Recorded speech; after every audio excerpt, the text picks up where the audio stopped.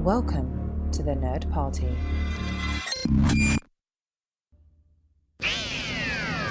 It can travel anywhere in time and space.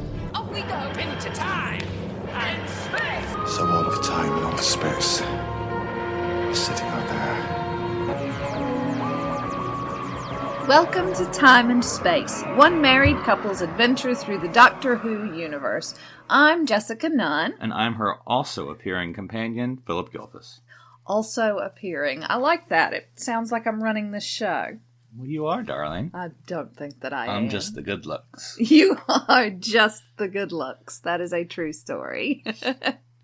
Sure. Yeah, I've been plowing, well, I won't say plowing through, but I've been going through my Capaldi rewatch just a little bit. Haven't been doing too much because of a lot of things going on. But it's been interesting. I think I'm appreciating 12 a little bit more than I did before. Excellent. Are you still on the first season? No, I'm in the second. Are you in the second season? Just because you were watching an episode earlier and he talks about Clara and I couldn't remember. Well, she was there for 2. That's what I couldn't remember. Yeah. But sort of in and out in the second one. Maisie, is that her name? Anyway, yeah. Okay, that's a lucky guess. Guest stars, which means it's kind of countdown to Clara. So Clara? Yeah, Clara. Checking out, so. Yes, absolutely. And I enjoyed Maisie's bits. I thought she did a nice job with it. Mm-hmm. She's so cute. But speaking of people appearing in Doctor Who. Yes, many actors have appeared in Doctor Who throughout the years, not surprisingly. But there have been a few faces that have returned from time to time. And today we're going to talk about the actors who first appeared in guest star roles, then later returned as a lead actor. Yeah, there actually have been quite a few. I mean, not a lot. I mean, you've had recurring guest actors because, if someone knows how to do prosthetics, you're going to call them back to play a lot of character actors. Absolutely. Like, I can't remember his name off the top of my head, but the guy who plays Strax has played other aliens in Doctor Who before, just because of his size and makeup, Yeah, I knew that he had played other whatever Strax is, yes. Potato Heads. Sontarans, yes, I think they say it. March. Yes.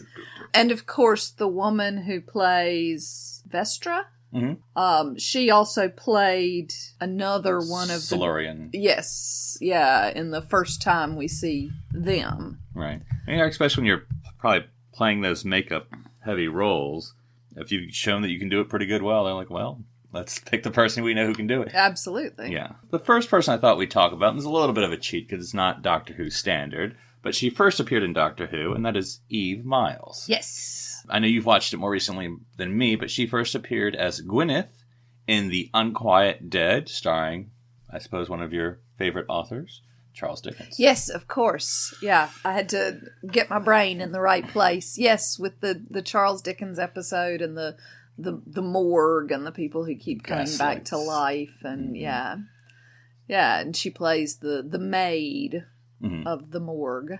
Right. And which also would have been a good title. the maid of the morgue. Yeah, that's right. Maybe the Target novelization should be called that. There you go. So, anyway. But what do you remember about her playing that guest star role? She sort of was, guest star role. I mean, she played it well. It was sort of like the local, though she had the weird telepathic powers, I recall. Yes, she was prescient, I believe. Either prescient or, as you say, telepathic, able to read into people's minds. Mm-hmm. And she ultimately sacrifices her life to fixing the problems of the gaslight. Yes. Things. I don't know. It's been a while since I've seen it. But yeah, it was aliens coming in. And quite a distinct Welsh actress. Yes. I mean, accent is what I'm saying by distinct. Yes, absolutely. And I saw her again in something fairly... Oh, it was Merlin. Uh-huh. I was watching Merlin, and she was on that, and she was very good. Of course, one of the things we have to remember is that England's a pretty small island.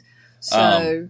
She's from Wales, darling. Oh, sorry. Great Britain is a pretty small area. How's that? Sorry, I apologize. And so you do get a lot of faces that you see everywhere. If you wonder why you're seeing the same British actor in all of these different shows, that's why.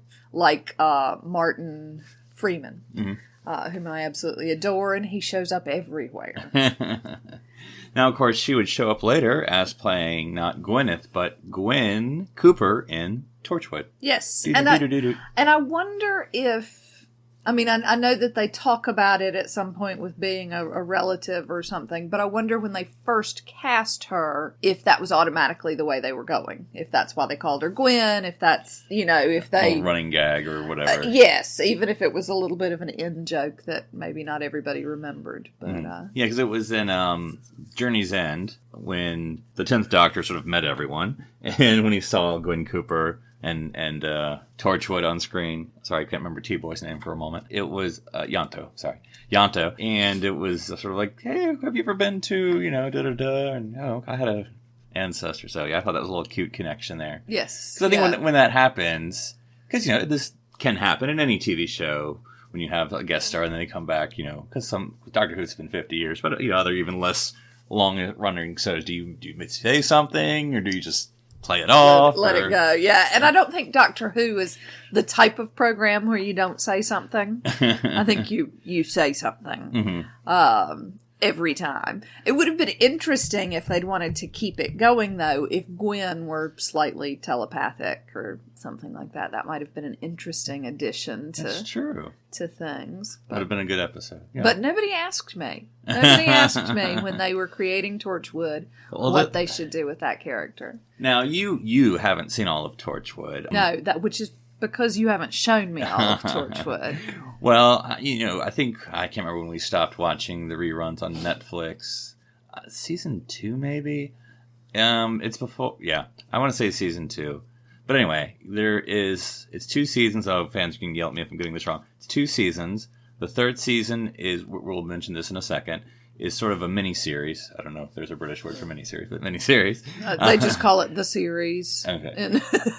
Yeah, because it's just 4 episodes or something. Yeah. Well, you're right. That is a series nowadays. Yep. Or 6. 6 is sort of the, yeah. But anyway, it was just 4, I think, or 5. I can't remember. But anyway, and then the 5th one, 1, 2, 3, 4. The 4th one happened years later, and that was on Stars, which I don't think exists anymore, an American channel. And that was Miracle Day. Sorry, Torchwood Miracle Day.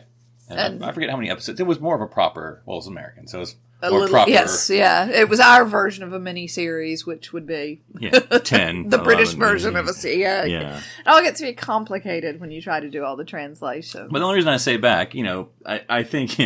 Even though despite Miracle Day, that one, I think fans have always clamored for Torchwood to come back. Now, of course, Big Finish is bringing back all the original cast here in a couple months. I've heard maybe in 1 month or 2. So, but yes, which is exciting. And is that for a film of some sort? Just a Big Finish audio Torchwood that's what I was story. thinking. Yeah. Okay, so it's just going to be an audio, which is And they've had. I mean, I know they've had Torchwood ones, but this I think this is the first time they've had the original cast all together in a while. There was certainly there was a lot of hubbub about the announcement, so it must be relatively unusual. Right, who's next? Well, one of my favorites, though I'll probably say her last name wrong, and that is Freema Agyeman. I think is how you say that. Well, let's go with that. That one I don't know. Sure, and I'm even going to have more trouble with her first appearance. But anyway, she appeared first time as Adiola, and the last name, Ashodi, possibly? Yeah, I would have gone with Adiola, but... I'm going to go with you then. Adiola. And that was an Army of Ghosts, another 10th Doctor story with the Cybermen, and then I think that's the episode afterward is the one where Rose gets sucked into the hole. Yes. That's the one with Torchwood 1. Yes, yeah. And then she would go on, of course, to play Martha Jones, not doctor yet, but anyway, but... doctoral student Martha Jones. And folks point out that it is a little awkward if you're doing a binge watch because it's Army of Ghosts, then it's whatever that next episode is, which is the season finale. The next one's Smith and Jones. So well, there you go. Yeah, so you're sort of running short. But anyway, again, you've watched Army of Ghosts a little sooner than I have. What'd you think of Freema's first? This sort of a proper guest role. I think she sort of gets Cybermen, and then she gets killed or something like that. Yeah, something like that. Yeah, I mean, I think that it was fine. There was nothing particularly. That particular episode didn't speak to me a whole lot, and having seen it most recently, all I could think of was Martha Jones. And so... You're like, oh my God, they killed her. What? Yeah, wait! So, yeah, and I like the idea that, coming in that quickly, I'd be interested in the chronology backstage. Of casting. Yes, yeah. I mean, did they just think, hey, this girl's great, and she's a lot of fun to work with, we should cast her as the next companion, or did they already have it in the pipeline? And if so, that seems kind of irresponsible. Yeah, I'd just be interested in knowing the backstory for that. Yeah, I was doing some internet research, which of course is always dangerous, but I thought I read, and whether it's authoritative or not, was that, this would have still been Russell, that when Russell cast her, they had not done the connection, because he said, well, had I known, I would have just had her live. And then prop up as the companion and be that same character. But anyway. So it was a crossover of... So she was not cast as the companion when she played. Oh, she had... So it wasn't like a crossover of showrunners or things like that? No, because Stephen wouldn't take over till Matt Smith. Right, okay. Yeah, and so, but yeah, I thought...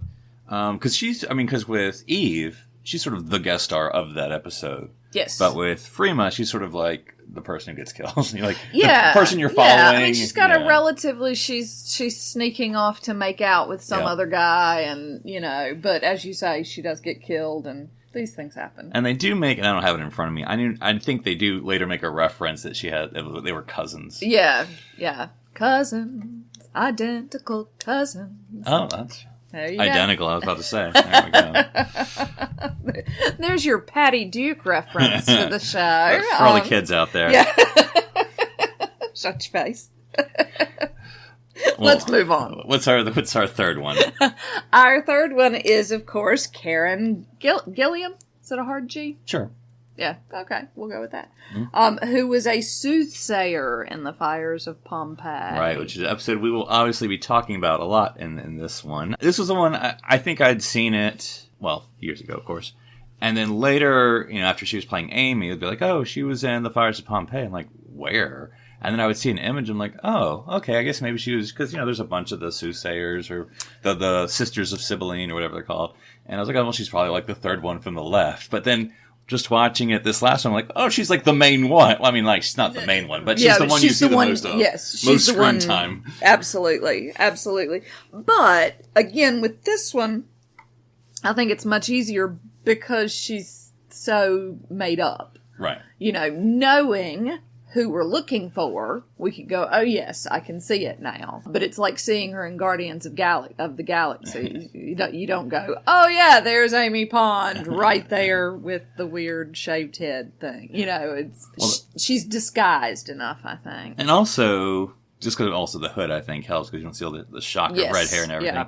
Yeah. But also, I think she's using an English accent. She's not very Scottish in the Fires of Pompeii. Also true. Nor is she in the Guardians of the Galaxy. That's true, but she's a little more in between, I think, in Guardians. Yeah, maybe. Because she's very...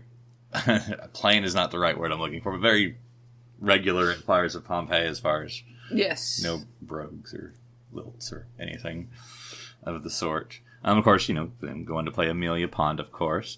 But I always wonder, like you say, is it a matter of like, oh, she was interesting, we'll have to keep her in mind. Because, there was...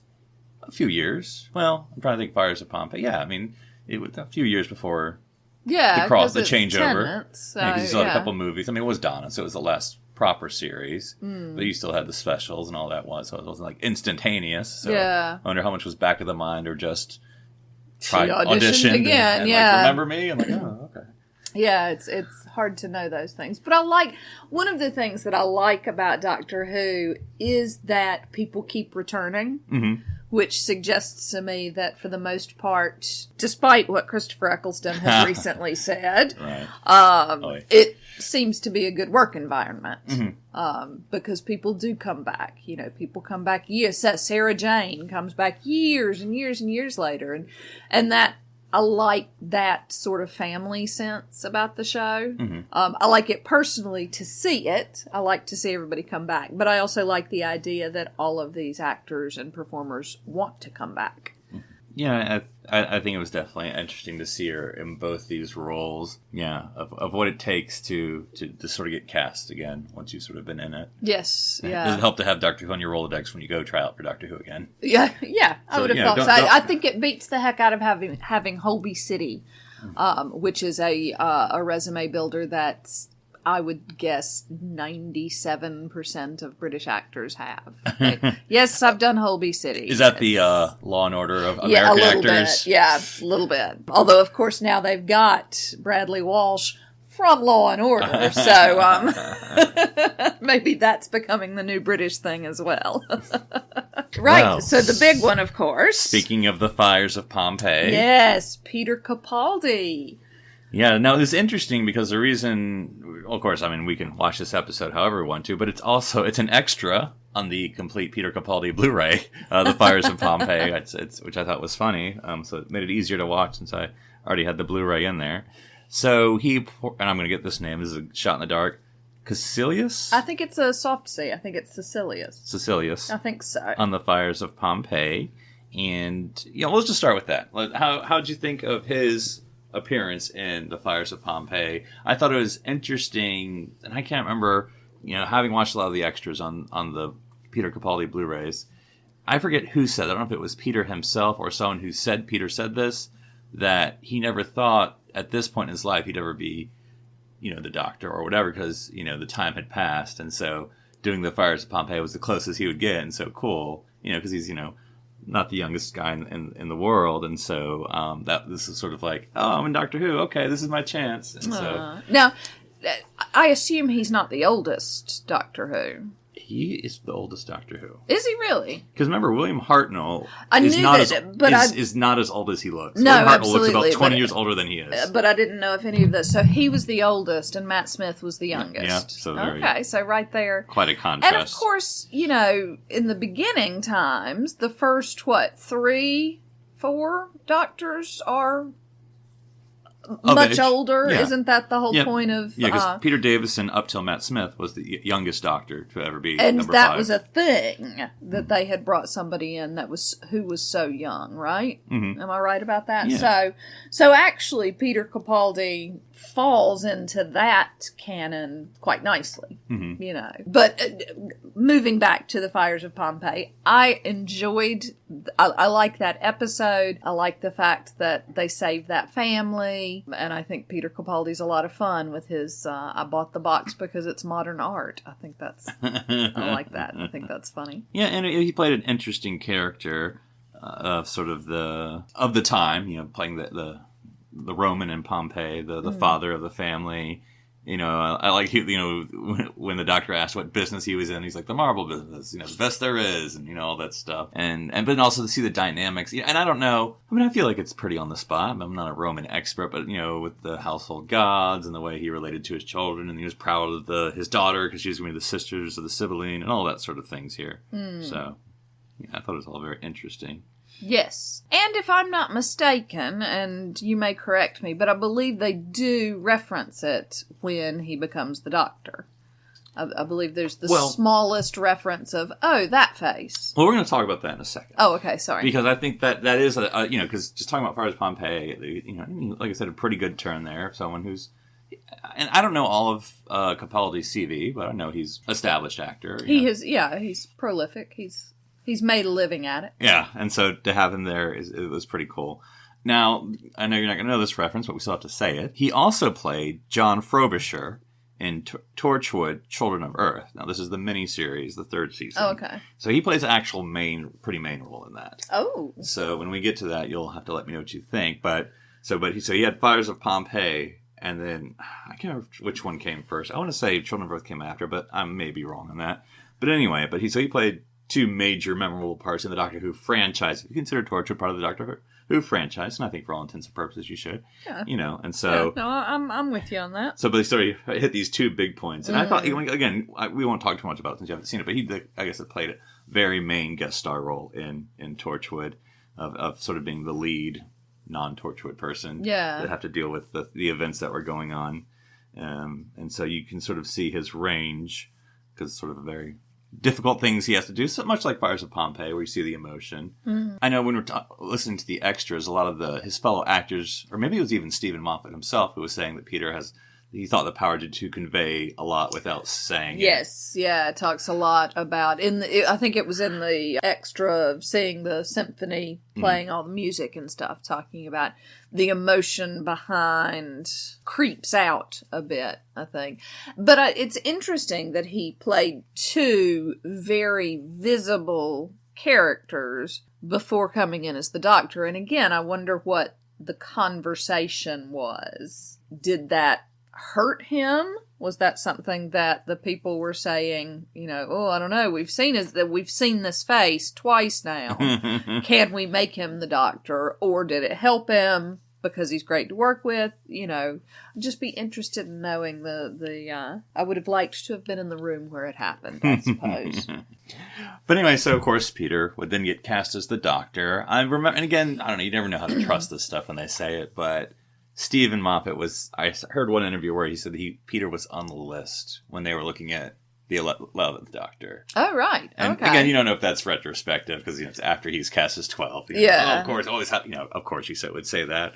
But as I said, the reason I made that earlier reference to him sort of being a working actor, he's always maybe on the list. Yes. Yeah. No, absolutely. And that I find that particularly interesting because there's such a difference between Peter Capaldi and Matt Smith. Physically, well, I don't know about physically, actually. They're both sort of tall and lanky. Well, I think all the Doctors a little bit floppy. Yeah, that's sort of the theme at the moment. But, age-wise, demeanor-wise, so vastly different. So it's not like, oh, yeah, these guys do it so the same, and now we have to choose between one. It's, it has to, at that point, be a direction. What direction do you want to take the Doctor in? So, But anyway, so you talk about the face. I just got finished watching. I don't remember the name of the episode, but it's actually the first Maisie episode.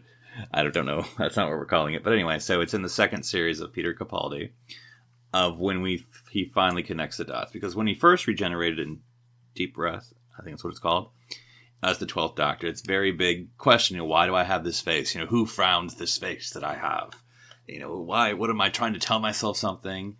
And so in the Maisie episode, or the first Maisie episode, with the Vikings, it's at the end, it's the middle. And, the basically this person who's pretending to be Odin, alien in the sky, has said, I'm going to kill all y'all down there after you've declared war. And the Doctor's like, well, just run away. You'll be fine. And Clara's like, aren't you going to save them? I'm like, well, they run away, be fine. And then once he sort of teaches them how to save the day, the young girl dies. Maisie's character dies.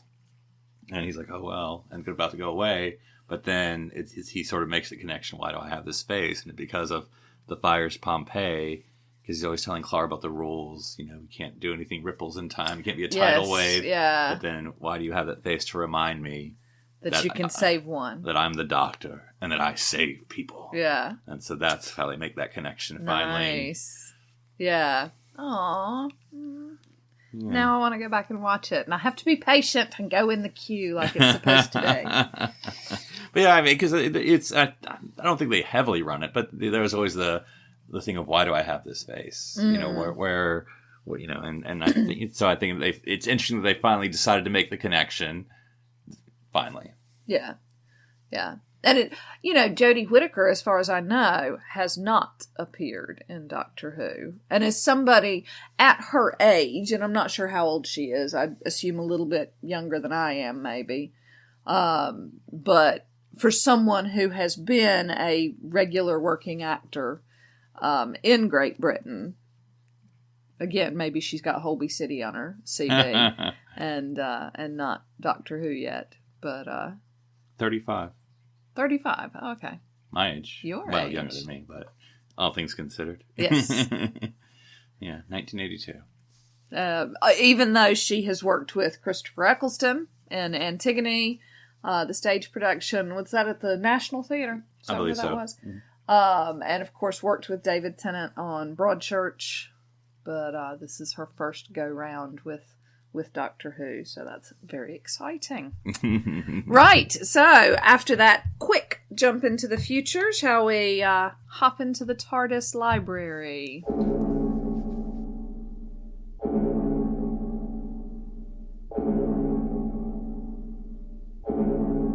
Yes, so when talking about doctors who played someone else before they played the Doctor, this, of course, is not unprecedented with Mr. Peter Capaldi. This actually happened with Mr. Colin Baker, and that's going to be in the 5th Doctor story, The Arc of Affinity, which premiered in 3 January 1983. This is a brief synopsis from TARDIS.wiki. It's actually not a great one, but I didn't feel like making my own, so we'll just go with it, folks. Here it is.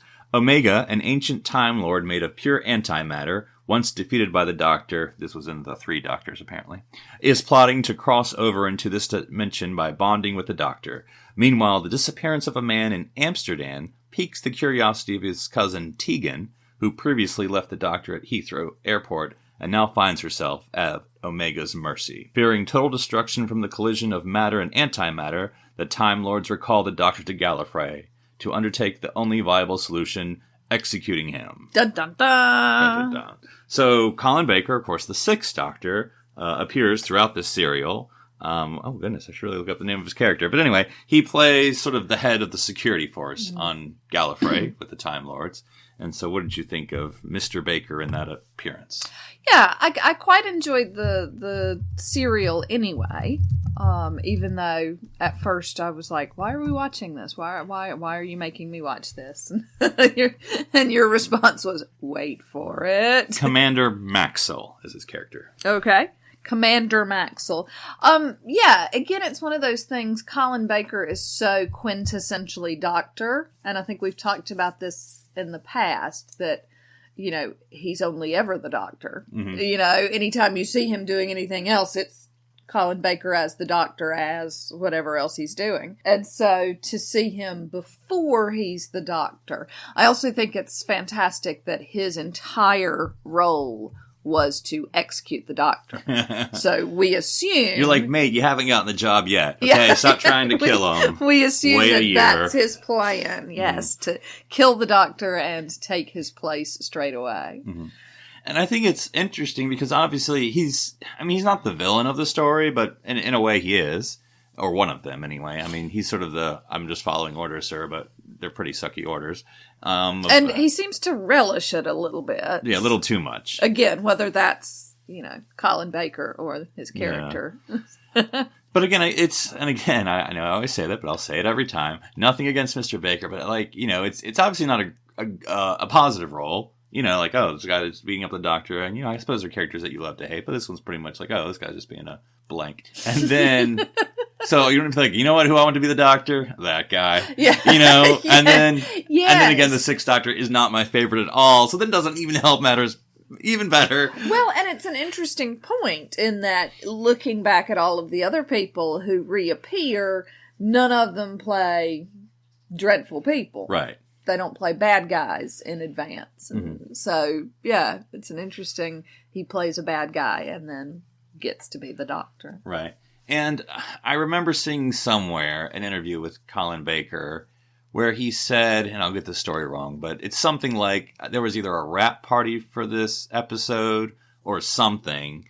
And he said he was just particularly on that evening or that party or whatever.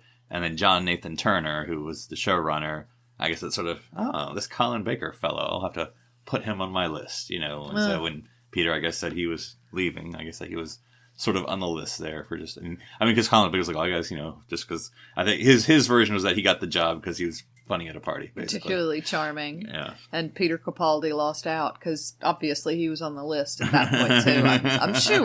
I'm sure. He's always been on the list. I don't know how old he would have been in it. He probably could have done it, I suppose. Yeah, no, absolutely. Absolutely. But yeah, like you said, it was a good story. And I did like the 5th Doctor.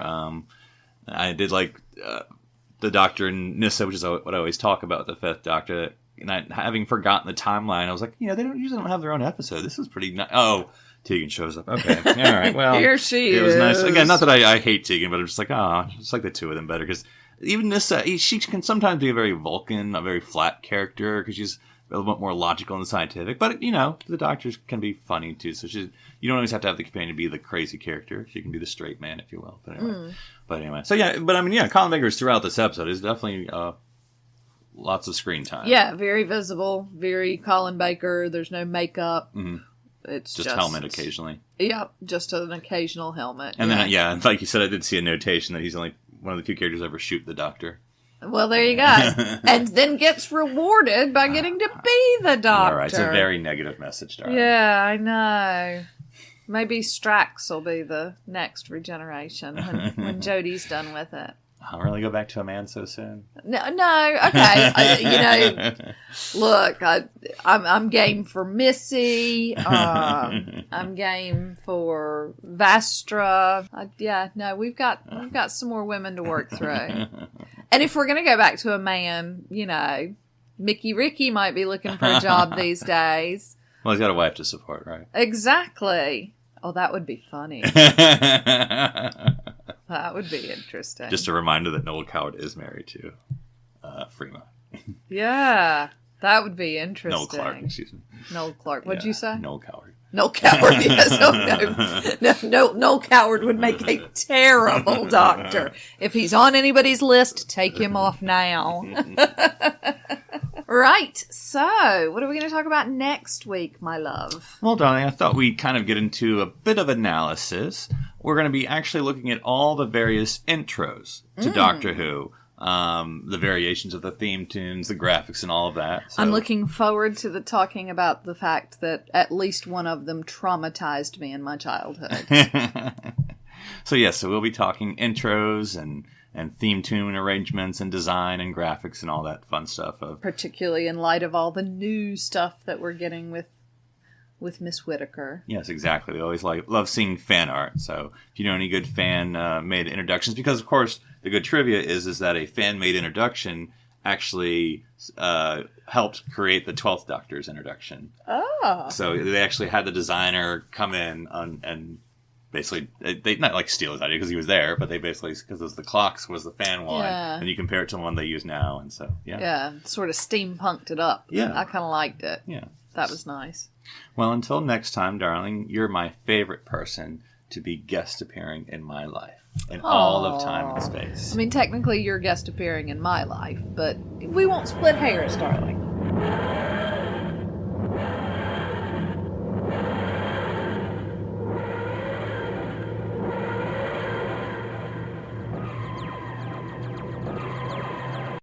This is BBC Television.